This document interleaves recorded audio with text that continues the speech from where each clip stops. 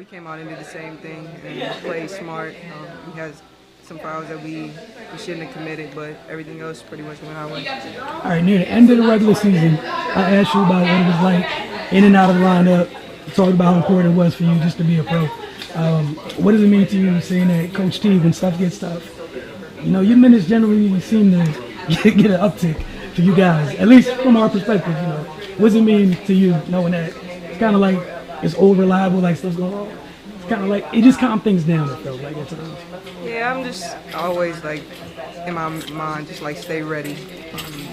Whether I play 5 minutes or 25 to 30 minutes, I'm always be ready to come off the bench and get my all, bring energy, pick up on defense, and do the little things that I do to help the team. I know why he puts me in there. I know why he wants me to bring that energy and be a spark plug for the team, so that's what I do. All right, obviously, it's clear, obviously, with Elena back, her presence helped you guys on both ends of the floor. What did it mean, what was it like for you watching the two rookies get to kind of help? They were on the floor during that deciding run in the fourth to kind of get you guys that separation. I think it was good for us. I think it was great for them. Just to know that they can play in that atmosphere. Ariel's starting, so she's kind of used to being out there in the heat of the moment and those type of battles. I think it gives Maisha a lot of confidence, seeing that he throws her out there in those moments and giving her some time to play. So I think it was good for us. Shows that we have young talent that can come off the bench. Shows how deep we can go into our bench, and they can help. All right, last question. You guys headed to Atlanta when they take off. You guys embrace that type of scenario? Definitely. I think anybody who plays the game, plays the sport, the playoffs, relishes to play in a winner-take-all game. You got to go in there and do what we do. It's their home, so they're going to come out. They're going to have the crowd on their side. But we went down there before. We can win down there again. We just took everything. I felt like you feel like they changed the scouting a little bit in terms of how they've been playing you. It felt like today they were attacking the closeouts hard. You were attacking off the bounce a little bit more to your right. Is any thoughts on that? I know everybody knows I'm a lefty, so they really, when they close out, they do come to my left hand. I think I'm just doing a better job of not rushing. When I catch the ball, I kind of stop and look now versus just like taking off. So yeah. All right, for you guys, a couple of big plays, the flow game, wide open tonight. Maisha had a couple of big offensive rebounds. Amazing rebounds. For you, was it like, because it felt like as soon as you saw her in position for rebound, you immediately got to where she could see you? That's something that we talk about. Well, actually, we learned from him that other teams do it to us. Well, that's what I learned, and I was like, maybe we could do it to them. And she was just looking for a kick out, and I was like, I'm open. Take the shot. Lastly, it felt like you guys were attacking a whole lot more off the bounce night as guards as a whole. I know they hedge a little bit and do some different stuff with the coverages. Was there an added onus from coach to do that? I just think our point guards did a really good job of keeping the dribble alive tonight. I think that they made a point to that, or it looked like it to me. I think they kept it alive and make sure their eyes were up. And not only that, but still looking for their own shot too. So I got to attest that to our point guards.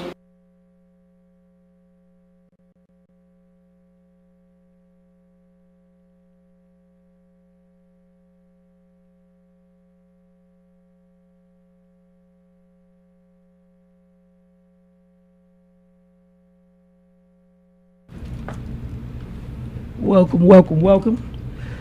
Hope everyone is doing well this week. I'm trying so hard because I want to see what they're watching, but I can't. This is the Focus TV. We got Octavia Wyatt here, Cardell Dudley, Wilson Tarpe Jr. The WM is a huge night. Obviously, we appreciate every Tuesday you guys tune in. It's also a huge night at WNBA. If you've been following us along on social media, ad nauseum, we've told you guys this year has been fun. This season's been great. It's proved by this round for both teams to get to the finals. There's 2 Game 5s tonight. All right, 2 Game 5s. So it's 4 teams that definitely deserve to be there, and that's all anybody can ever ask for. We talk about the lack of parity in the NBA, all that good stuff. Well, the WNBA has it. It also needs to have your eyeballs glued to the screen to check it out. So a lot has happened in the past week, obviously in the WNBA and outside of it. We're going to catch you guys up on some DC United news a little bit later, as usual. We're going to have a very, very fun round of rapid fire. I'm sure you guys can figure out a couple of the topics, unless you've been under a rock, or, depending on what side of the fence you're on about what type of videos you put up on social media. If you're burning stuff, might not like it. If you're not burning stuff, hey, tune in. We'll have fun. Also, 9-4-50 breakdown. That's always good times. So shout out to Jamal Hayward for that. All right, man. It's we mentioned the WNBA already.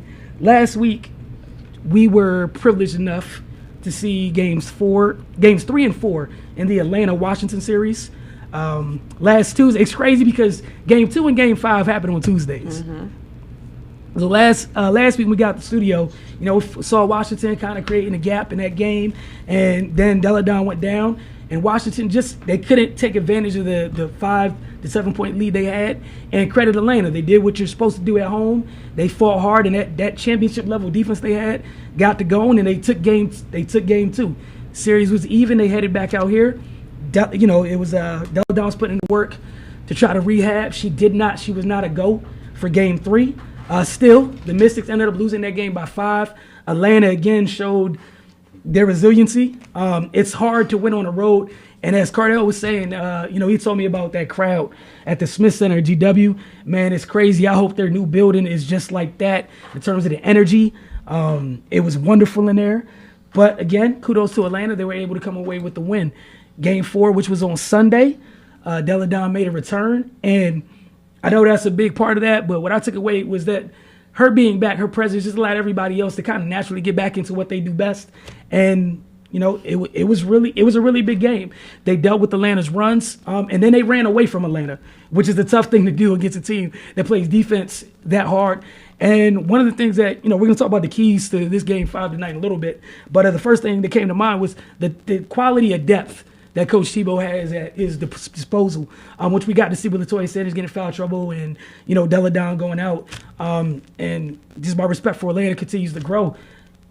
They're just so deep, and from a mid-range standpoint, man, they put on a clinic in that area of the floor. But, Cardell, your thoughts on, how we got here in the Washington series and what you're thinking as you guys are watching the game. I'm not, but, tonight's game, what's important for both squads. We keep you informed, man. Gotcha. Last game, Tolliver and Cloud woke up.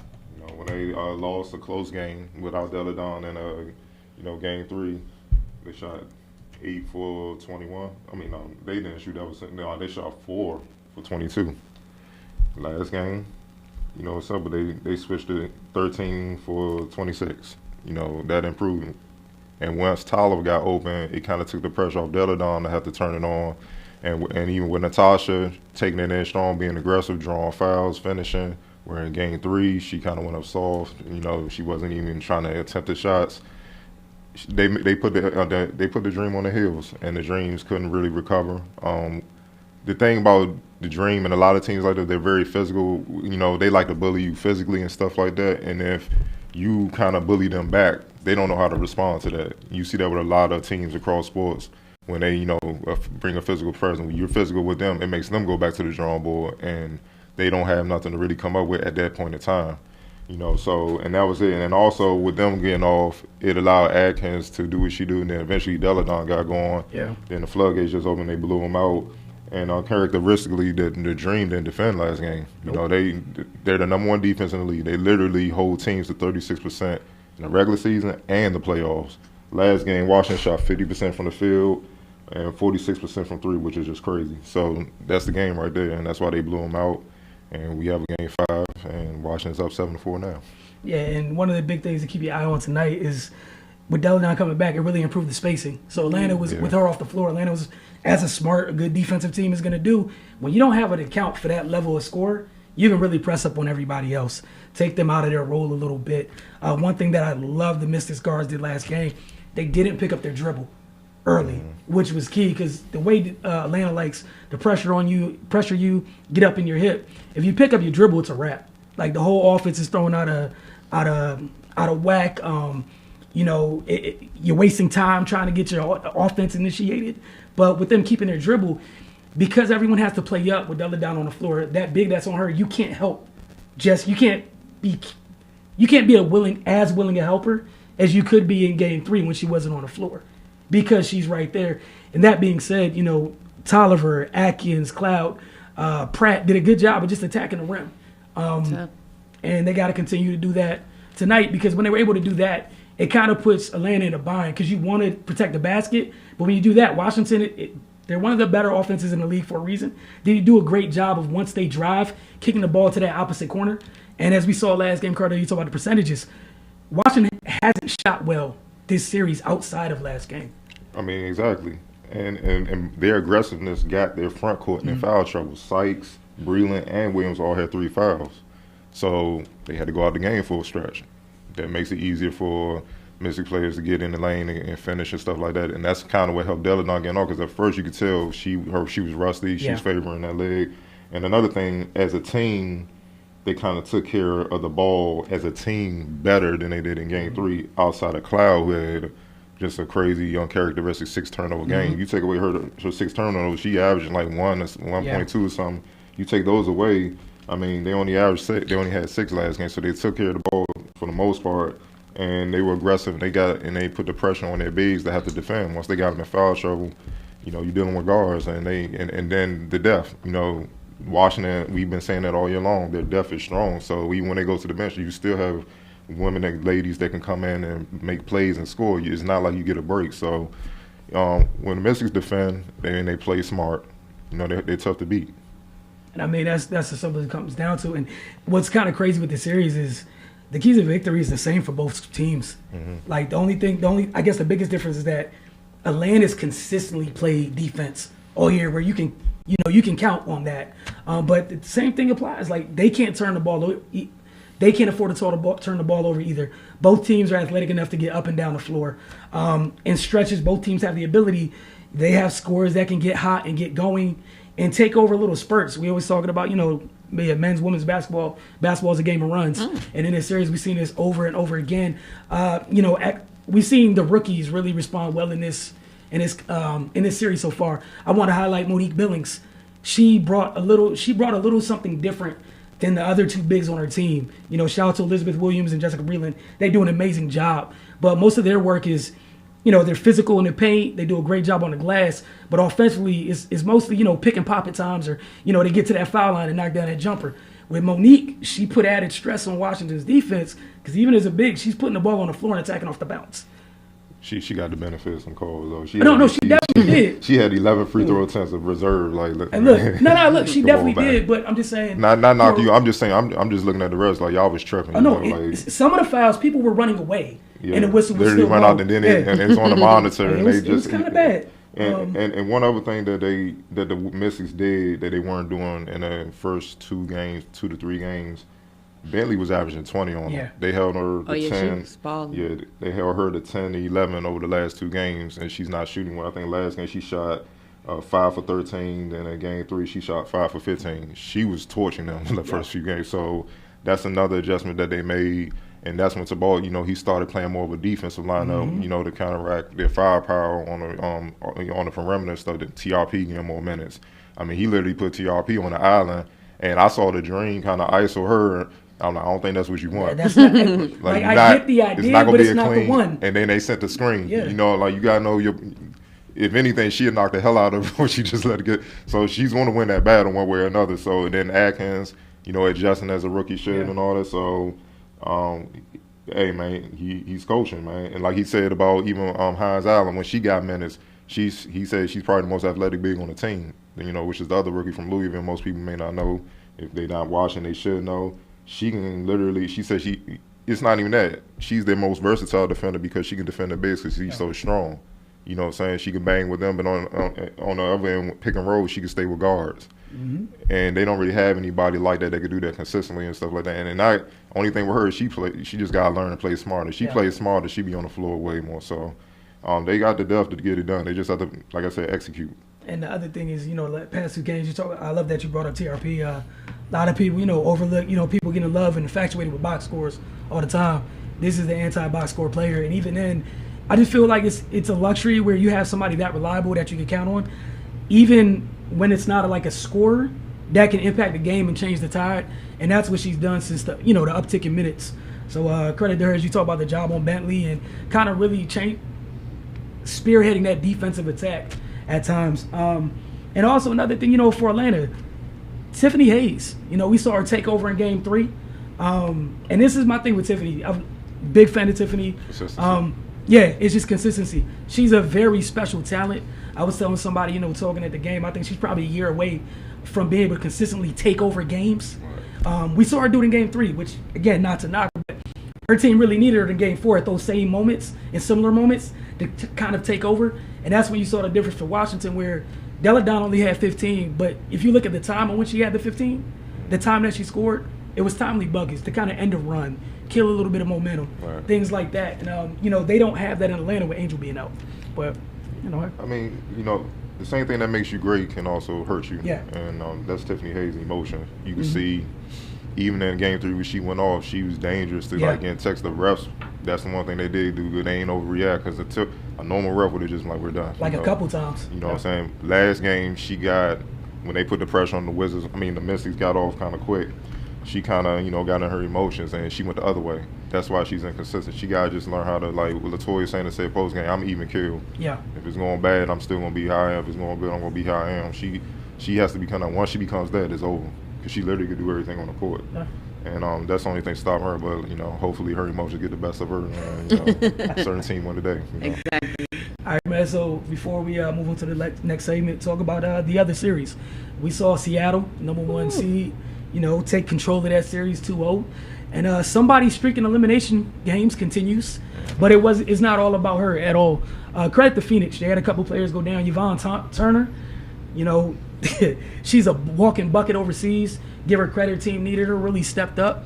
And then last game, obviously losing Sue Bird due to a broken nose. That still hurts, but you had the league MVP on your team. So we got, we like to try to hold people accountable here. And, I'm a big proponent of Stewie and the year she had. But at that moment, at the end of the game, shout out to Griner for good defense. But you got to get that done. You get that done. It was a 2-point loss. You get that done right there, at least going to overtime, or Seattle even gets the win. You're on to the next series. Sue's going to have to she's going to play tonight. That's the no one surprise. If you don't know Sue, well, let me help you. She's playing. She's broken her nose several times. But that series kind of turned on its head real quick. We saw a young, talented team with the veteran leader. Then we seen the veteran-laden team just not dying. They just don't know how to die at all. But your thoughts on that series before we move on? Sue Bird going out hurt a lot. She's the engine. She's the orchestrator. She's the leader. But I've been saying it also on the other end. Brittany Griner, you keep her out of foul trouble is a wrap. They have nobody to deal with her, and she's such a force defensively and on offense. Last game, 29-12. You know what I'm saying? Like 66% shooting. They can't deal with her, man. So she puts so much pressure on your defense constantly. It's hard to account for, and then Bonner waking up. That's the key, because now Stewie, you wear her down. That's probably like in the fourth. You saying like she ain't getting on the fourth. She's not used to having to guard somebody in the fourth. She ain't got the energy. You see what I'm saying? So not to make excuses, you supposed to be, but it's just she human. Yep. And that's just where I'm at. They woke up, and then finally Tarazi woke up, hit some shots. There you have it. You know what I'm saying? Game 5. And it starts with Sue, man. Like we've been saying, that point guard matchup from day one, man. But you highlighted, I think, game 1 of that series. She only played 10 points, and in the last game they locked them up. So she didn't shoot well. They blew them out. Last game she go out within 10 minutes, and as the number 1 seed, well-coached team, they responded. I give the Storm credit, but it's not how you start; it's how you finish. And you knew the Mercury was gonna come because they were just missing shots they normally make. Yep. And at home too. So the wave came, and that's where we are. So Game 5, that's the key. If Briner's not in foul trouble, and Tarazi and Bonner doing what they do, it's gonna be hard. They might get the upset. But if Sue Bird plays, she's controlling the pace and controlling the game. They'll win. Fun times, man. Yep. Fun times at the WNBA. We're gonna take a quick break. When we get back, we're gonna see what Octavia has for us in her NFL segment. You're watching the Focus TV.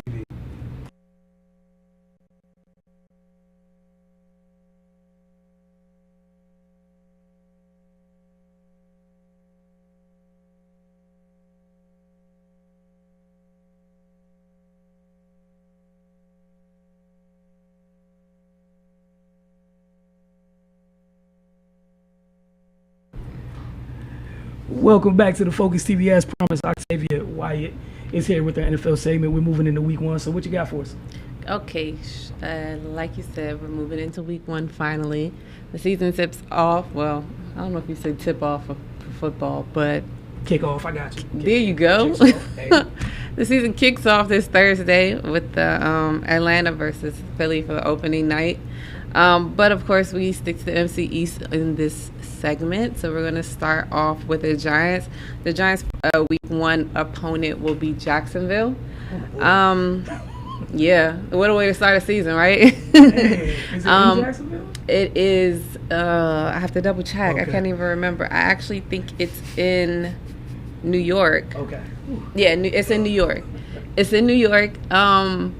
It's crazy with both these teams. They're both their season openers of the past 6 seasons. They're both 5-6, losing with their season openers. They've gone 5-6. They've lost 5 games in the past 6 years of this season opening for both teams. It will be, Coughlin, kind of back in New York, seeing how it's going to work out. I'm really interested to see Jalen Ramsey, really. If you don't know who Jalen Ramsey is, you should by now. I'm really interested to see if he could back up all this talk he's been doing a lot lately. A lot of people don't like a lot of talk happening, especially before the season starts. He's been very critical of a lot of quarterbacks that he's supposed to see this year, including Eli. So I'm interested to see if he can back up what he speaks. I personally think it'll be a really good game. I think New York is on the up and up now. I think they got some better player positions. I think we're seeing the Eli of yesteryears. I don't know if he's the same one from the Super Bowls, but I definitely think he's on his way back. So it's really, really close to me. I think the thing is they both have really good, offenses. But I think the big thing is the fact that Marquise Lee is going to be out for Jacksonville, so they're really going to have to lean heavily more on Blake Bortles as their quarterback and the second-year running back, Leonard Fournette, to see how they're able to do it. I don't think the defense is going to be an issue at all, but it's going to be if they're going to be able to score points. I think it's going to be really close. I'm looking forward to seeing Beckham back in the game at full strength finally, and I'm really interested to see Saquon Barkley start off his first NFL game. So I think it'll be a close game. Now, I'm not great with these whole guessing scores, because to me it's so unpredictable. I don't see how people really estimate what the score is going to be. But I think it's going to be a close game. I think it's going to be around 21-17. I got the Giants just because they're the home team, and I think they have a lot to prove. So that's just where I'm going for that one personally. Next game, you're going to have the Cowboys versus the Panthers. The Cowboys will be in Carolina this week.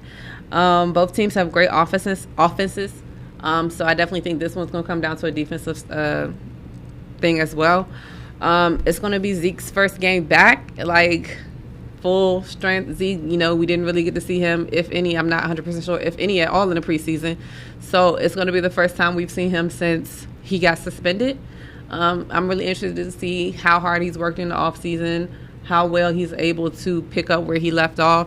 And we all know how much his success rides on Dak's success, in my opinion.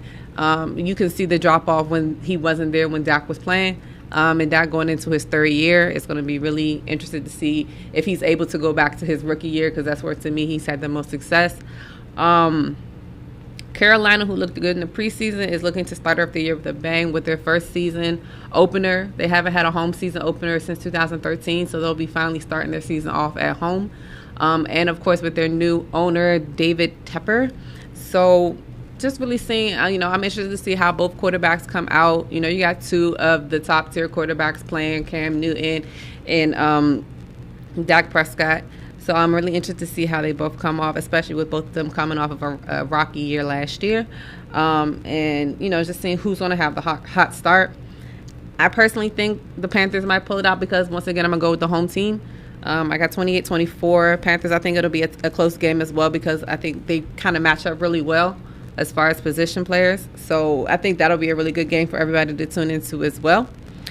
Next game I'm going to go with is going to be the Redskins. They play the Cardinals this week. They will be in Arizona. So I really think this game will be interesting.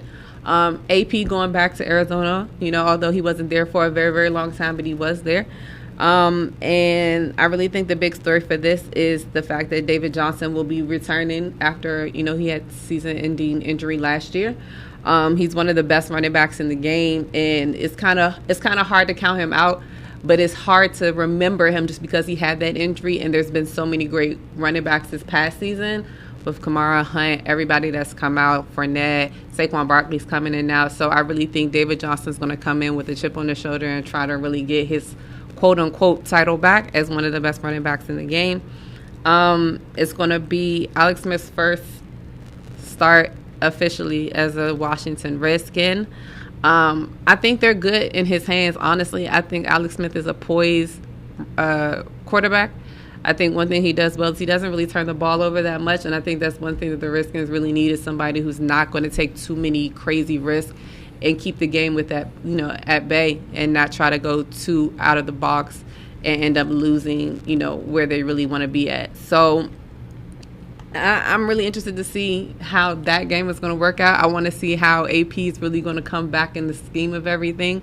If he's going to be the AP of yesteryears, or is he going to be a little bit of, he lost a step, or what's going to happen. But I really think he'll be a good fit for the Redskins. I got that game pretty close as well. And once again, I'm going to give the edge to the home team. I have the Cardinals 27, Redskins 20. I think it'll be a really close game, though, to be completely honest. I do think it'll be a good game for everybody to watch.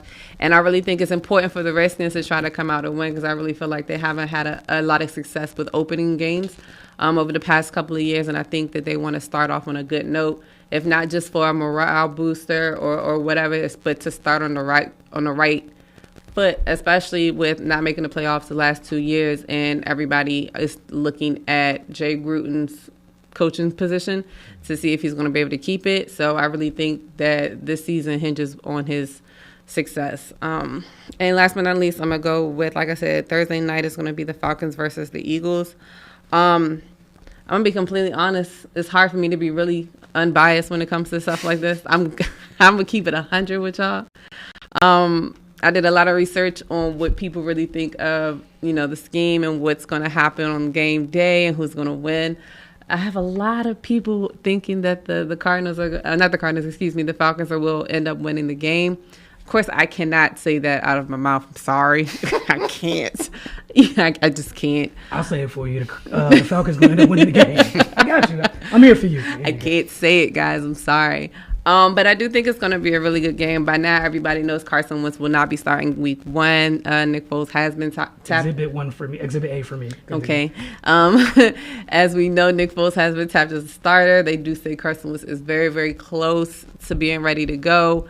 I think it's going to be a tough game, but I do think that the atmosphere will have a play in it.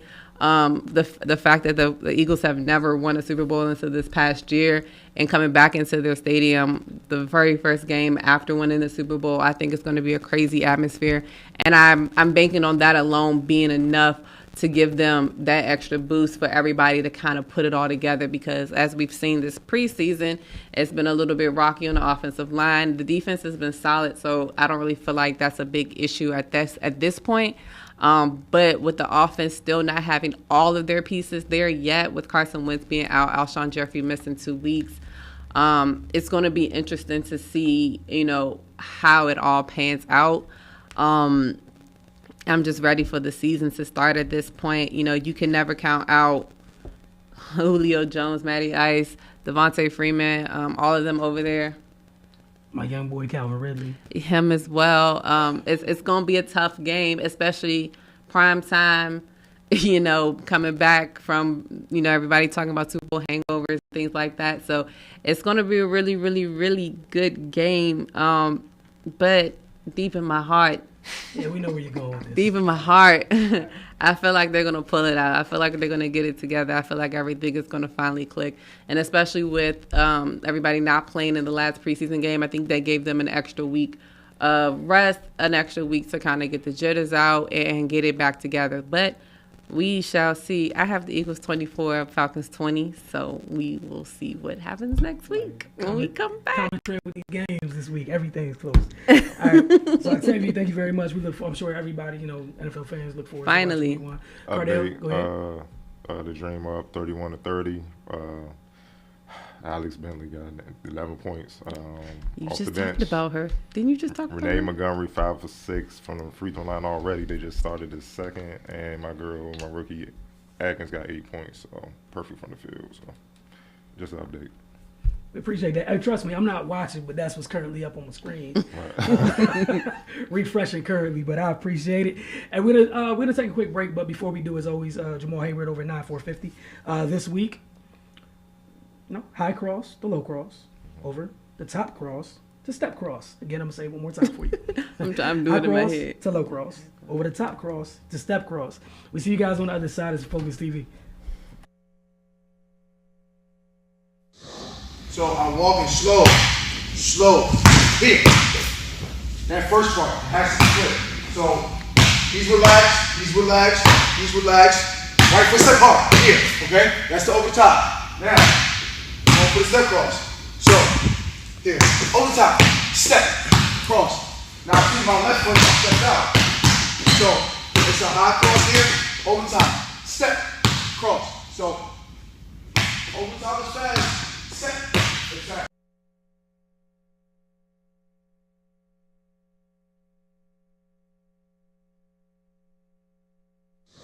So I'm walking slow, big. That first part has to be clear. So he's relaxed. Right foot step hard, here, okay? That's the over top. Now, I'm gonna put a step cross. So, here, over top, step, cross. Now keep my left foot stepped out. So, it's a high cross here, over top, step, cross. So, over top is fast, step, attack.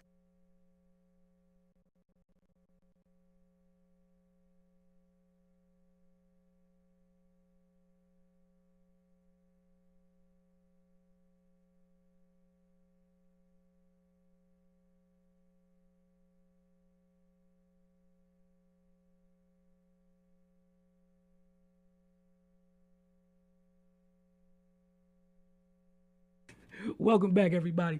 I would turn everybody else's mics on, but they watching the game and enjoying it right now. But this is the Focus TV. I'm just jealous because I'm not watching. I can only keep up on my computer screen. But as promised, the DC United update.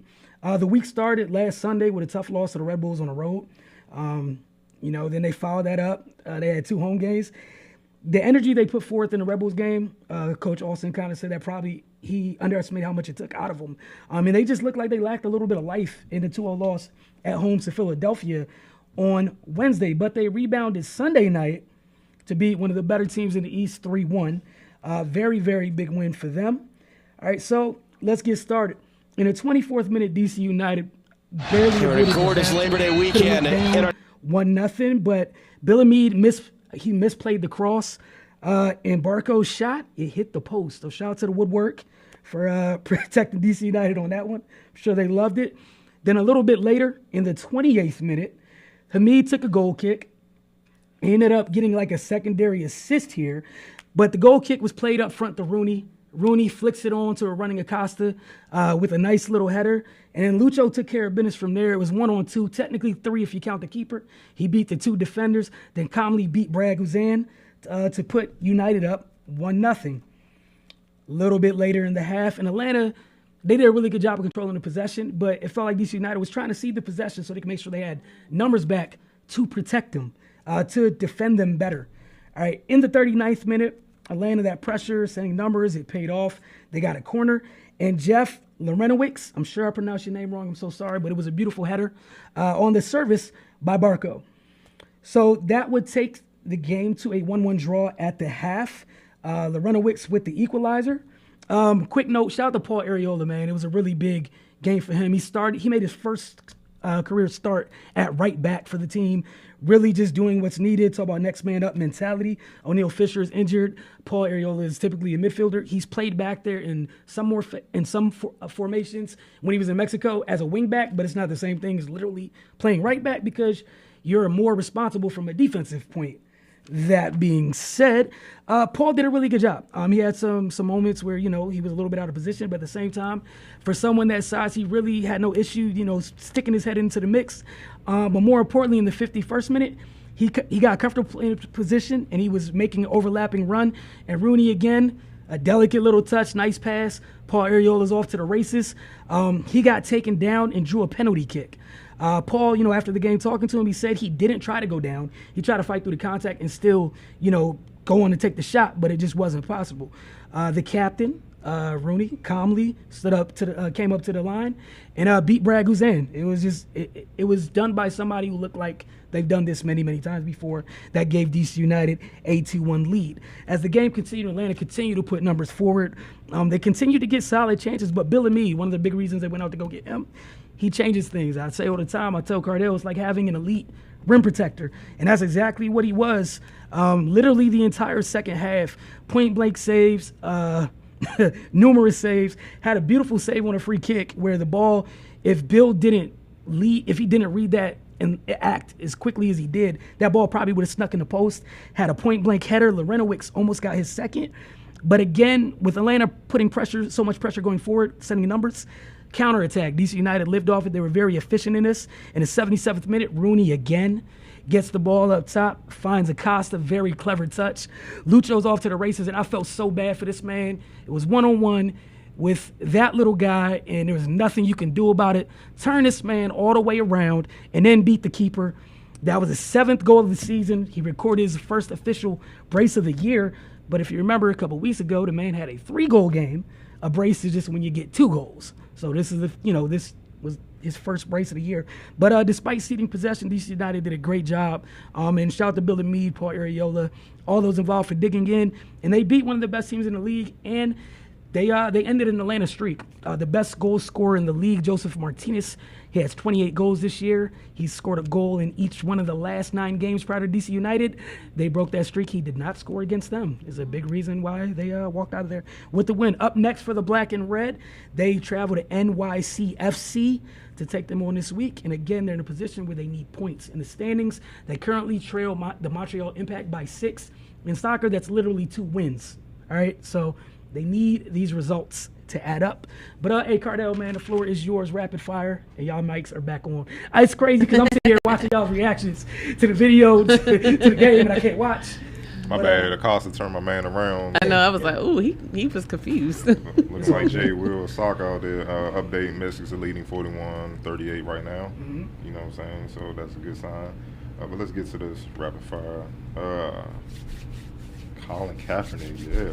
Hey. Part of Nike's 30th anniversary of Just Do It campaign, the former NFL quarterback who is suing NFL owners for allegedly colluding to keep him out of the league is one of the faces of a new Nike campaign meant to commemorate the 30th anniversary of the brand's iconic Just Do It motto. The new ad, which Kaepernick shared on social media Monday afternoon, features the message, believe in something, even if it means sacrificing everything. Nike signed Kaepernick in 2011 and kept him on its endorsement roster over the years. The company had not used him in the past 2 years. What are your thoughts on the move? I think it's amazing. I think it's about time somebody stood up with him and made it a public presence, not just doing it behind doors or just doing it just to him and trying to keep it a secret. I think it's amazing that a brand as big as Nike is having his back when it comes to this. Of course, you've seen all of the quote-unquote protests of burning Nike shoes and everything like that, but it ain't gonna stop nothing over here. It's amazing. I think it's an amazing thing, and I believe that just like you said in the model, like, because he's actually living that. Like, he has believed in something so deeply, and he has suffered a great loss as far as his career, to take on a task that wasn't deemed to him. Like, he wasn't chosen to do this, but he chose to do it for himself and for his people. So I think it's a great thing that they've done this for him. I already know where I stand on it. But I mean, I think the biggest thing for everybody overreacting about Nike and again into politics, man, Nike was built on rebellion. So this is nothing new, really. Maybe you guys just didn't want to look at it, or maybe it's the subject matter that bothers some of you. Probably. Could just be that. Yeah, so like, back in the 80s, it's Cardell. talks about all the time. With Mike. I know y'all remember Mike, the after the part, but nobody really thought African American men could be the lead pitch guy for anything. Nike wasn't always up top in this realm, in this market in which they're in. They started kind of at the bottom before, and this is what they do. Mike had a pair of shoes banned. They were there for that. The other thing, I've seen a lot of conflicting reports here for people that just don't know stuff. And I also want to challenge some of those in the media. Like, you have a responsibility. Stop omitting key things when you report stuff. Like, everyone's like, oh man, Nike took a 2% drop today. So did every other one. Everybody did today. So just to clear that up, because a lot of people are like, oh man, it's directly, correlating to the bringing cap on. No, all the top 3 companies, shoe companies in the U.S., they took a 2% drop today, everybody. So that has nothing to do with anything. Also, if you want to talk about the 2% drop they took, also talk about the social media numbers. That's a big chunk that they came up in that the other 2 didn't as well. So if you don't mind, for those of you that are taking the time to share half-truths, 10% truths, and things of that nature, something filthy must have just happened. Oliver is on. She is on. We'll continue though. Sorry. So my biggest thing is, everyone talking about these things. Just get your facts straight, man. He was a Nike athlete, been a Nike athlete. And for everybody running to these other brands, I hate to say it, but again, shout out to Charles Robinson for the reporting that he's done. This is a really good report. He's always on these things, and again, according to his reports, there were several of the companies that you want to go run and find refuge in. For some of you who don't agree with this, they were lining up to sign Cap as well. It's just that his Nike deal hadn't yet run out. All Nike did was re-up, and instead of his contract, which was kind of dormant in terms of things they were doing with him, they just stepped it up to a very high degree. He was always on their roster, so this wasn't something new. Again, we come from a place at time where people move in silence, and then it comes out with things. It's hard for me to think that it's a coincidence that this popped off on Labor Day. It's also week 1 of the NFL season. Say right before the season started. All preseason went by nothing. Week 1, where this happened 72 hours before kickoff on Thursday. All right. Also with Nike, that deal with the deal they have with the league with the uniforms, it extends to 2028. The other thing, even if the NFL wanted to do something, which they really can't because you're battling a collusion case, Nike airs ads. If you do anything in terms of trying to get away with these ads, and you've shown numerous Nike ads throughout the years, and the only changing variable is the fact that this man is on the ads, again, you're in a collusion case. So, again, that old adage, people play chess, not checkers. This is simply all it is, and I just wish people would stop finding other reasons. For those who are against it, listen to the words that are being said. It's not an anthem protest. Please stop with this drivel. It's just wrong. He's very specific in the words that were used, and keep it going from there. But I have no issues with it. Sorry for the long-winded answer.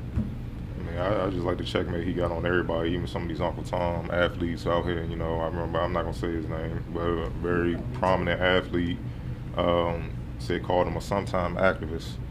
And it's like, how do you know where this man's heart lies? You don't.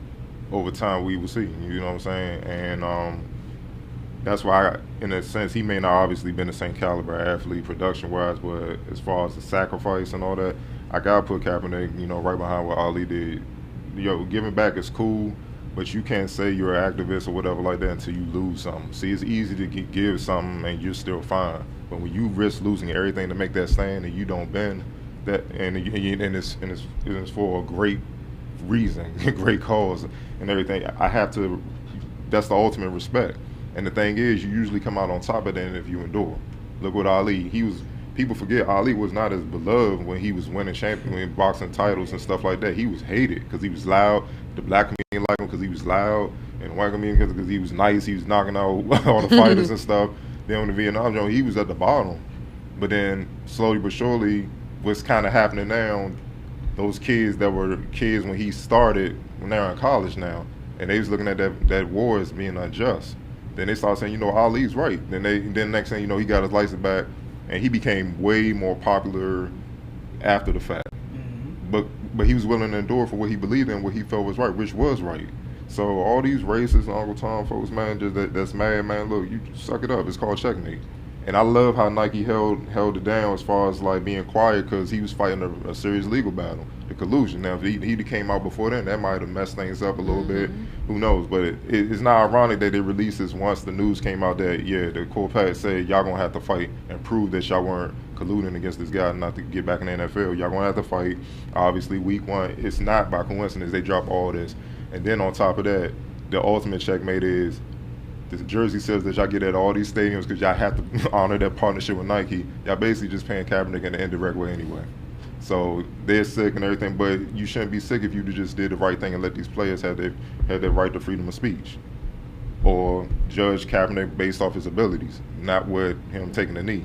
So and letting Trump punk you and stuff like that. So I love it, man. It's the ultimate checkmate, and I hope he fight this to the end. I hope he don't just get satisfied and money coming in. Fight this to the end. Because honestly, I feel like he got leverage in another war, with the NFL, where players can get better contracts. All that colluding, all this in it. So I'm pretty sure he's thinking about all that because he's sharp. Because if he wasn't, he's like 5 steps ahead. Forget a couple. He's killing them. It's bad. And I think right now, it's like last year when the players were protesting and they kind of took their foot off the gas a little bit.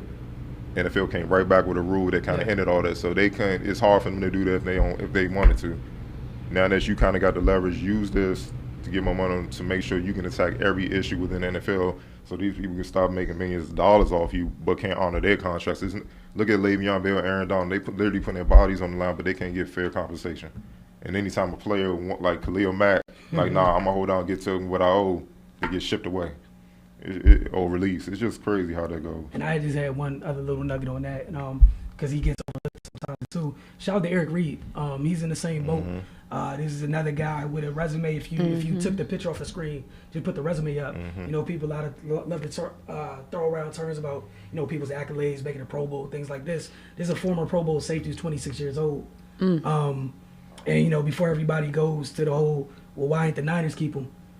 Kyle said, this dude's a starter. He's not a starter for that team. He's welcome to come back as a backup, but that's not what Eric wants. We've seen other safeties get hurt so far. We've seen first round picks a couple years ago get cut at quarterbacks just this year. That's another person where, as long as this keeps going on, that's another big. It's another piece of this whole puzzle too. Just want to commend him because he was one of the first guys to stand alongside Cap the entire time that he's still there. Okay. Jerry Jones. I have tremendous respect for Nike. We all know what he's standing on, protests and all that. His quote is, I have tremendous respect for Nike and Phil Knight and everything they meant to sports. Because I'm in court and being sued, this is litigation. I'm not going to be able to comment on it, Jones said, as far as the Kaepernick issue. Thoughts?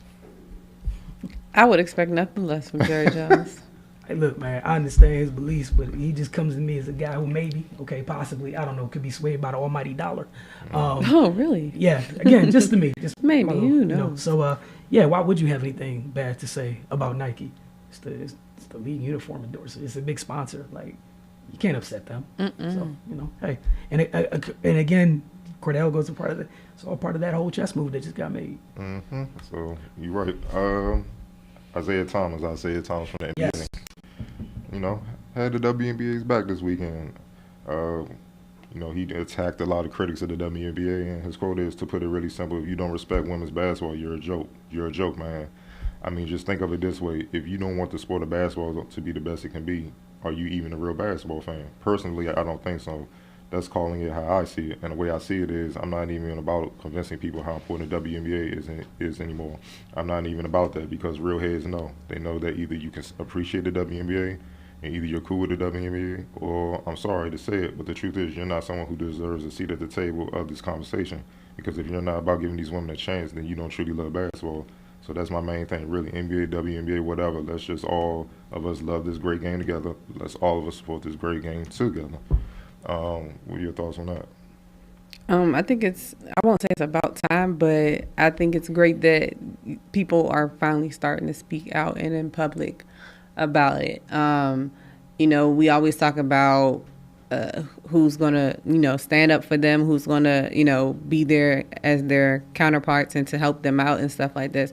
And I think it begins with not just begins with NBA players, but I think NBA players are a big part of it because they have the platform, they have the means, they have the way to sway people's opinions or however you want to look at it. So I think it's a great look that, somebody took the time out of their day to actually speak well about it and make people know that, it's not, like you said, like if you don't respect them, then you're not a real basketball fan. Like there are plenty of fair weather basketball fans out here that, like we've talked about in the past, have their ego where they feel like, well, I could beat them and all this other stuff when in reality you couldn't.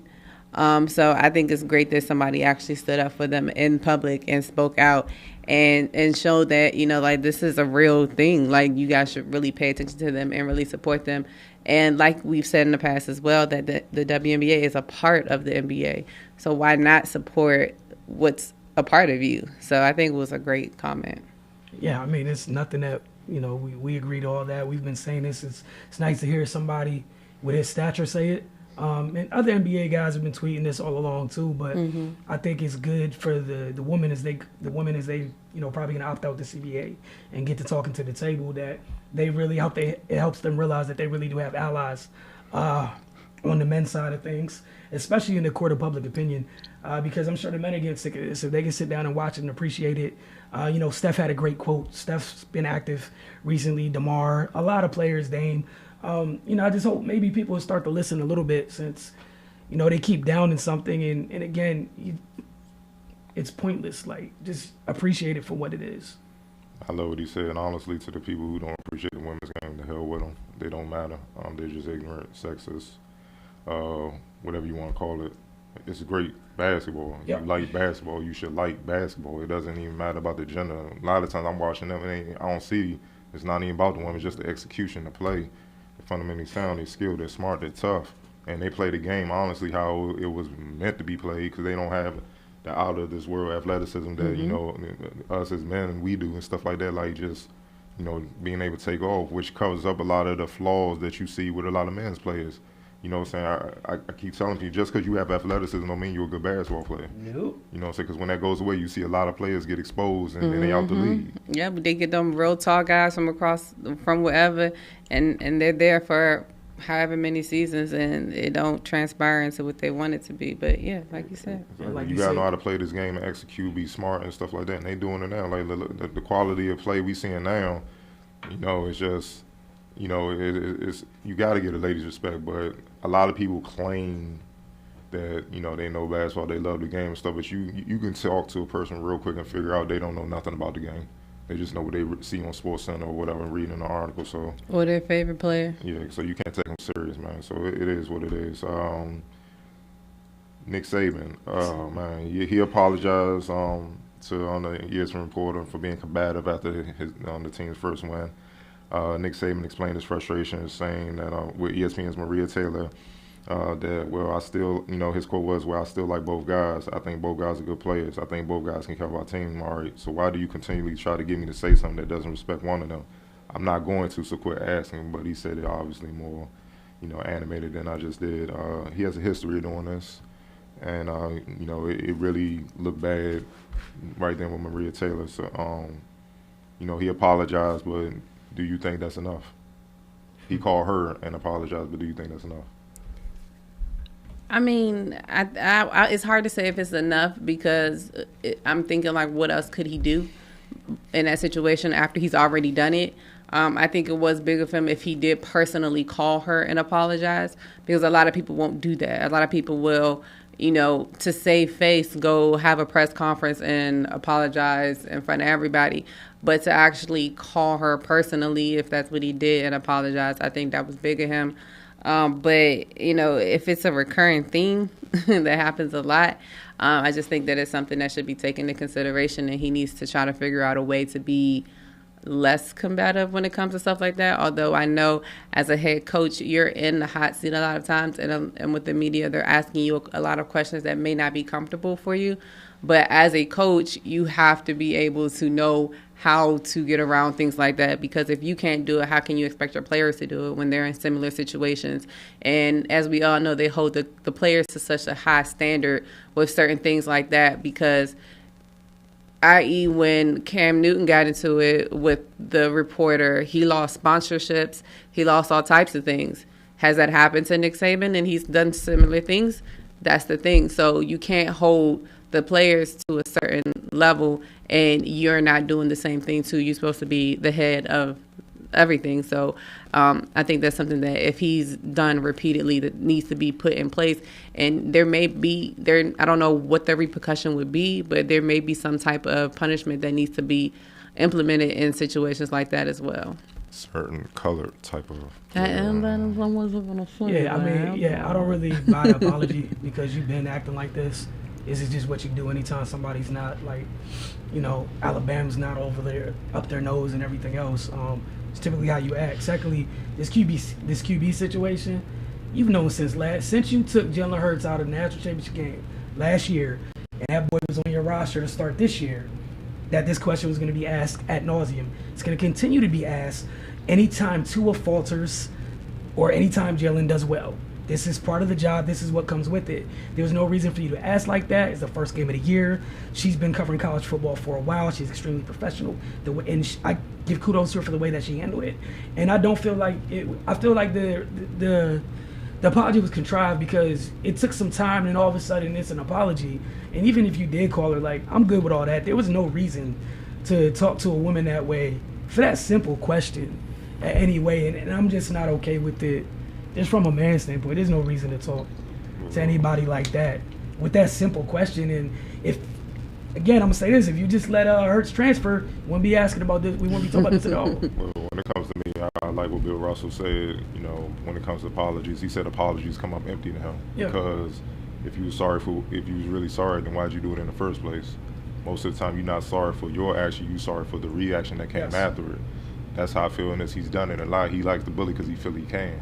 And a real man, if you was really sorry, you'd have caught yourself right after the emotional moment when you died down and went to find her after the game face to face. Like, my thing is, you disrespect me face to face. Had that same energy to own up to my face. Be a man about that, which he didn't. He just did something safe, and he got that after the backlash when all the media was really killing his name and stuff like that. And he realized like that looks bad on the program, and even the players looking at him kind of funny and stuff like that. So. I mean, for me, it's just suspect. He has a history of doing this. The telltale be if he continues to do it. So if he do it again, we all know the apologies will be yes. So, we'll go from there. We'll find out because, she's going to be continuing to be on them sidelines. And do that with somebody that'll give you the same type of smoke right then and there on the spot. I'm telling you. So, but you got one last question. Ryan Hill, he was on CBS Sports, about to go in the Hall of Fame. Congrats to him, DMV legend, with Bill Ryder.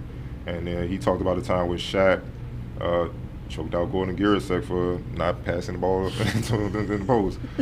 He said Shaquille O'Neal choked out Gordon Girasek before a game. He put him in a sleeper hold, and the guy was knocked out, passed out on the locker room floor before the game. Definitely one of Shaq's not so memorable moments from his time with his Phoenix Suns. And he said, Girasek was a good player from Croatia, good shooter, but he never passed the ball inside. He would always kind of look off Shaq and shoot it. And they kind of would go back and forth and exchange words. And Girasek would kind of talk trash to Shaq. So one day Shaq was like, I'm tired. I'm going to let this guy know who I am. It was right before a big game against Dallas. We had our team meeting. The meeting ends. I go to use the bathroom. I come out. Girasek's laid out on the floor. And I'm like, Shaq, yo, chill. We're trying to win. Was it called for? I never condone violence. But I'm sure from playing the sport, if you play down low and you're not, you don't really have the ball that much and you depend on people giving you the ball, it can be very, very frustrating when you're working really, really hard on the box to get position and everything like that, and you're open and this person will not pass you the ball. I know that has got to be frustrating, especially on an NBA level. That's got to be very frustrating because not only are you playing for the win, but you're playing for your livelihood at the same time.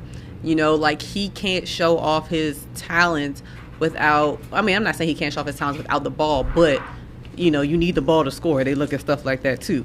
So I don't condone violence, but I can see where his frustrations would come from. And I mean, it's Shaq. I mean, I don't know why we surprised, but you know.